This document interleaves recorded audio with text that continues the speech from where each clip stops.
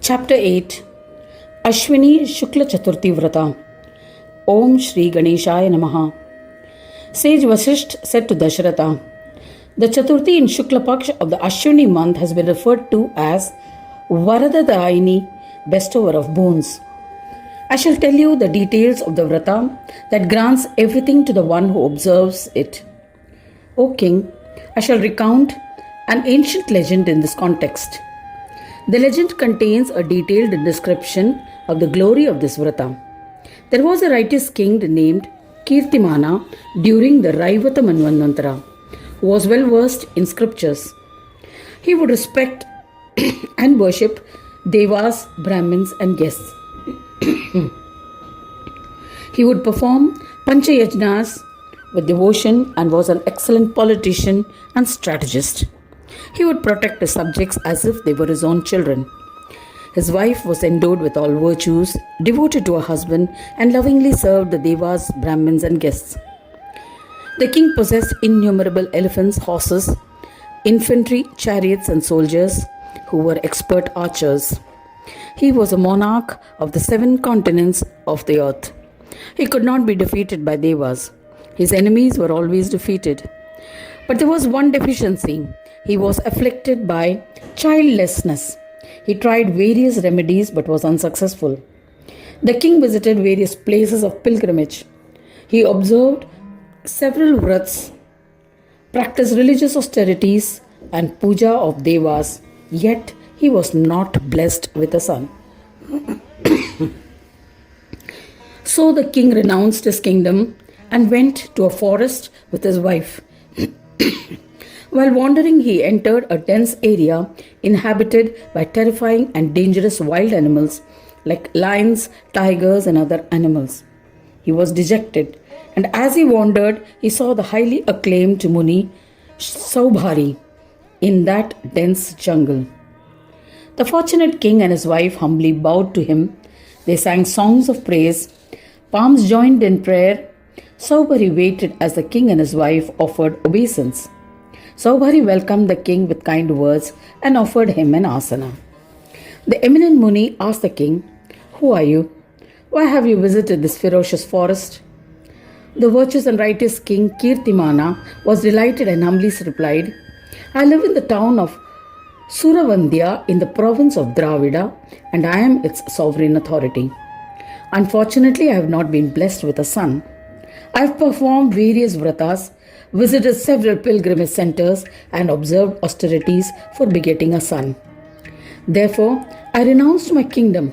Influenced by my desire for a son, I arrived in the forest with an intention of observing penance.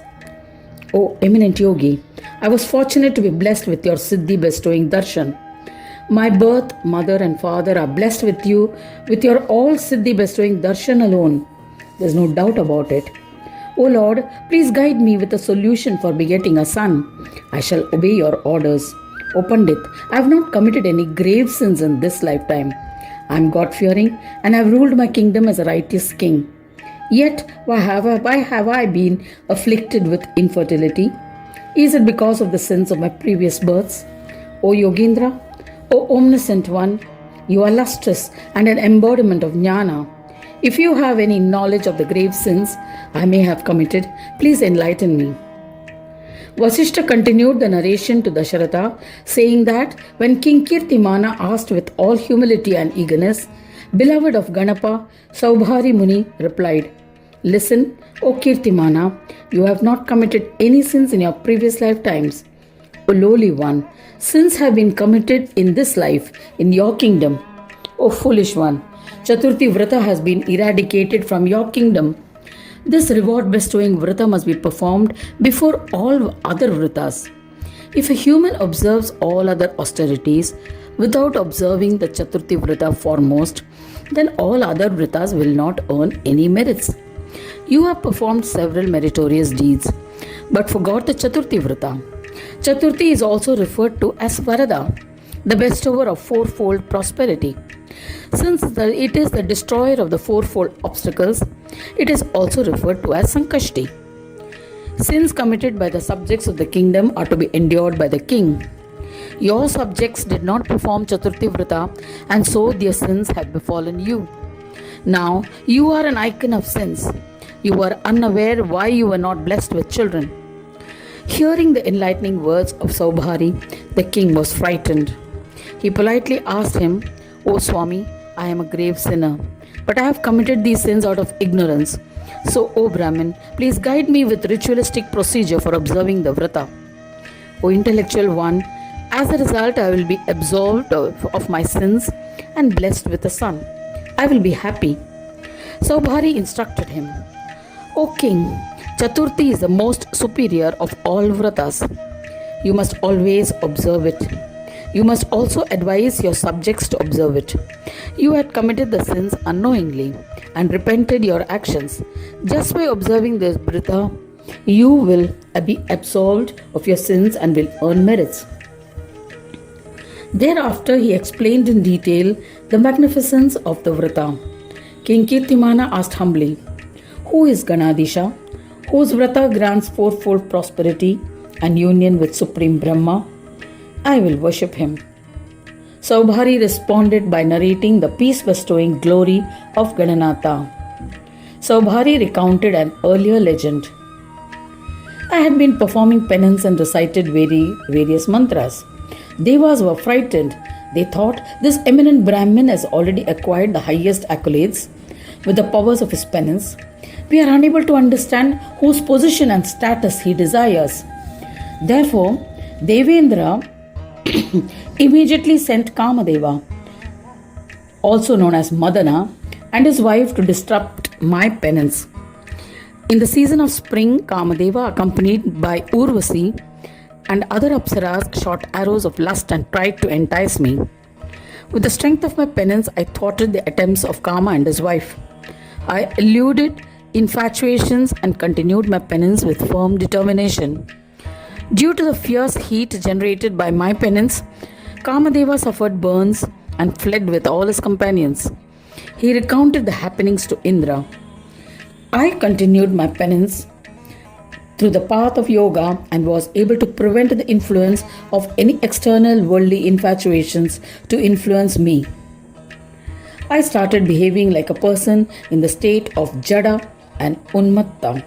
An ascetic may be perceived to be insentient and insane. The yogis are not bound by banners or rules of decency. Jada is inert, like a corpse who is hard to break out of a meditative state. Unmatta is a crazy state, where he cries, laughs, or speaks incoherently, has no social concern or decorum. Later, Mahayogi Shuka, a staunch devotee of Ganapati, arrived at my ashram. He asked me, "Ask for whatever you desire." I offered pranams with palms joined in reverence and asked him to enlighten me on the path that will grant siddhis. "It is my good fortune to have met you, O great yogi. Please preach the path of peace so that I will follow it." Shukacharya replied, "Chitta is recognized as having 5 tendencies. By inhibition of these 5-fold tendencies of the mind, you can definitely attain absorption onto the divine and accomplish yogic peace. O Brahmin, worship Chintamani through the Ekakshara mantra of Ganesha, by which your mind will be contained in Chintamani. O fortunate one, forsake all other practices such as Jada and Unmatta. Observe Sama, calmness of mind induced by the renunciation of desires. Dhamma, restraint of Indriyas or senses. And worship Gananatha regularly with devoted efforts." Having counselled thus, Yogi Shuka, who was free-willed, departed singing kirtans and chanting the holy names of Ganesha. "O king, I installed an idol of Ganesha and worshipped it with the prescribed Ekakshara mantra. In a short time, I attained mental peace. Yet I continued the worship of Ganesha. After 10 years, Gananayaka manifested.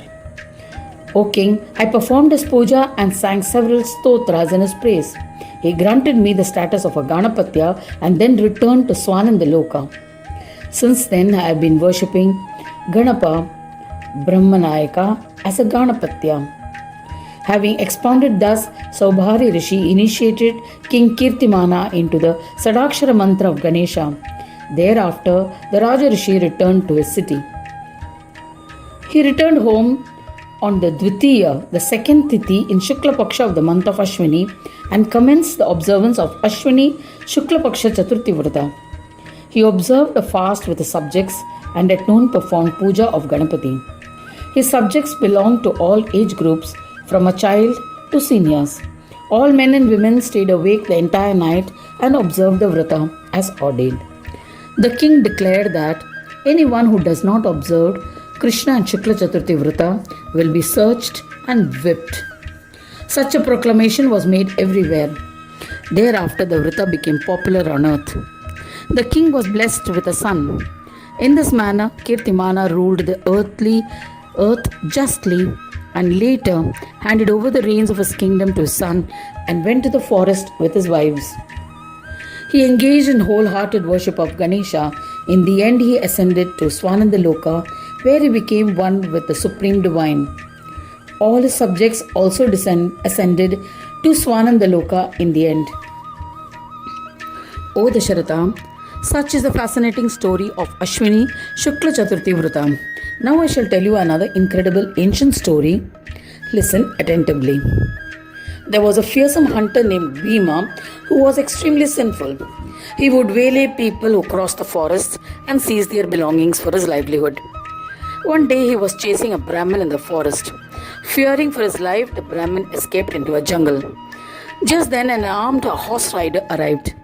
He captured Bhima and brought him back to the town. The Brahmin returned to his ashram happily. The horseman handed over the evil hunter Bhima to the king. The king imprisoned the lowly Bhima. He was starved. Coincidentally, that day happened to be Ashwini Shukla Chaturthi. Bhima was forced to fast. On the next day, on Panchami, he was executed, and as a result of the earned merits, he ascended to Swanandaloka. He was blessed by Gajanana with oneness with the divine. In this manner, due to the power of Chaturthi vrata, many devotees have attained liberation and union with the divine. Their description is beyond words. I have narrated the miracles that have occurred when these vrats was observed. One who observes Ashwini Shukla Chaturthi vrata or listens to its glory will be bestowed with all siddhis. By reading or listening to it with family and friends, children and grandchildren, one will be blessed with enjoyments and liberation. Thus ends the 8th chapter titled Ashwini Shukla Chaturthi vrata in the 4th khanda of the Puran Upanishad, Shrimad Mudgal Purana, describing the legends of Gajanana. Dedicated to Shri Gajanana. End of chapter 8.